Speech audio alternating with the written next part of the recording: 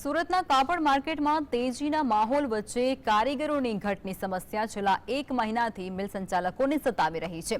જો કે રાહતની વાત એવી પણ છે કે આગામી સપ્તાહથી જ વતન ગયેલા કારીગરો ધીમે ધીમે સુરત આવવાની શક્યતા રહેલી છે અને તેના લીધે થોડી ઘણી પરેશાનીઓ ઓછી થઈ શકે તેમ લાગી રહ્યું છે।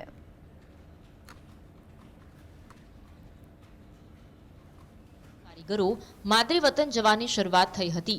તેના લીધે ડાઇંગ મિલમાં 30% સુધી કારીગરોની ઘટ હોવાના લીધે એક જ પાળીમાં કામ કરવાની સ્થિતિ ઊભી થઈ હતી। જો કે દિવાળીના 1 મહિના બાદ કારીગરો વતનથી પરત આવવાની આશા ઊભી થઈ છે।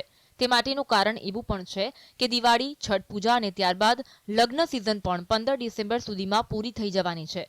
ત્યાર પછી ધીમે ધીમે કારીગરો પરત આવતાની સાથે મિલમાં કારીગરોની ઘટ ઓછી થતા મિલ ધમધમતી થવાની શક્યતા વધી છે।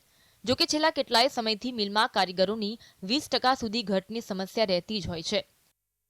આ વખતે મેરેજની સિઝન ખૂબ હોવાથી ડિમાન્ડ પણ છે, બધું છે, પણ જે જ્યાં અમારું જે સુરતનું કાપડ છે, જે પોલિસ્ટર સસ્તું કાપડ છે, એ આવા નાના શહેરોમાં કે ગામડામાં જ વધારે ચાલે છે ને આ બધા કામદાર બધા એ બાજુથી જ વધારે આવે છે।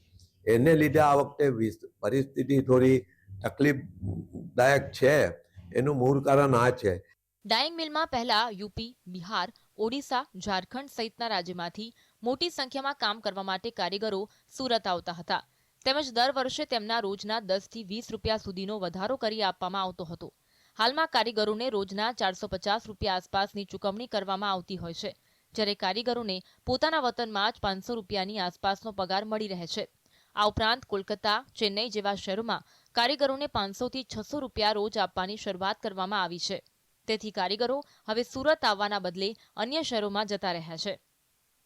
તેમાં પણ સુરતમાં કારીગરોને 12 કલાક પ્રમાણે મહેનતાણું ચૂકવવામાં આવતું હોય છે, જ્યારે અન્ય શહેરોમાં 8 કલાક પ્રમાણે મહેનતાણું મળતું હોય છે। તેના લીધે કારીગરો અન્ય જગ્યાએ કામ કરવા ગયા હોવાથી કારીગરોની ઘટ ઊભી થઈ છે।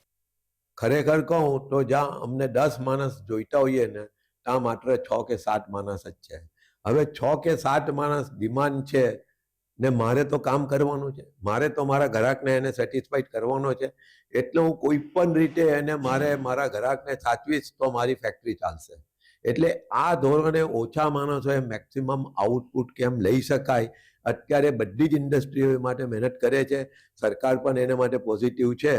એટલે આવનારા દિવસોમાં ઓછા કારીગરોથી મેક્સિમમ આઉટપુટ કેમ મળે છે ને ટેકનોલોજી તમે જેટલી અપગ્રેડ કરશો એટલી સુરતનું ને ટેક્સટાઇલ ઇન્ડસ્ટ્રીનું અસ્તિત્વ તો જ ટકશે। દિવાળી સમયે અન્ય કારીગરો પણ વતન જતા રહેતા હોવાના લીધે પરિસ્થિતિ વધુ વણસતી હોય છે। જો કે કારીગરો આવ્યા બાદ પણ જાણકારોનું કહેવું છે કે 15 થી 20% કારીગરોની ઘટ રહેતી જ હોય છે। તે સમસ્યાનું નિરાકરણ લાવવામાં આવે તો જ કારીગરોની સમસ્યાનો જે પ્રશ્ન છે તે ઉકેલી શકાય તેમ છે। સાહિલ જગતાપ, GSTV।